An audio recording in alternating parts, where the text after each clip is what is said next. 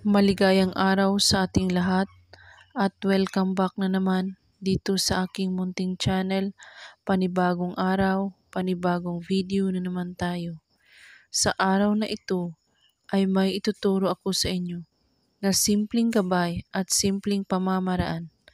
At kung baguhan ka sa channel na ito, ay huwag kalimutang mag-subscribe at i-click ang notification bell para lagi kayong updated sa mga bago kong videos na i-upload.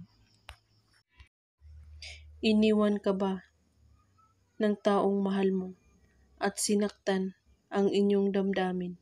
Gawin ito sa kanya upang manlilimos siya sa iyong pagmamahal at hihingi siya sa iyo ng tawad sa harap ng maraming tao. Kailangan mo lang ay isang rosas, limon, panulat at panghiwa. Kunin mo ang rosas at limon. Isulat mo sa limon ang kanyang pangalan. At hiwain mo ang limon at ipiga mo ito sa rosas. At pagkatapos, hawakan mo ang rosas sa iyong kamay at usalin ito. Rosas na may limon na akin ginagawa.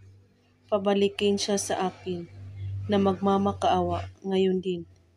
Habang ginagawa mo ang spell, ay pakakaisipin mo siyang mabuti na bumalik sa iyo.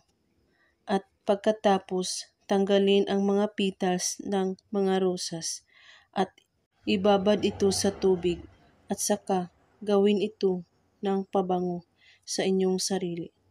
Maghintay lamang ng ilang segundo, sila ay magpaparamdam sa iyo.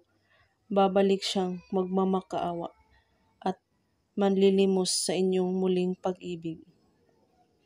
Ibaon mo ang balat ng lemon at itapon ang mga petals ng rosas.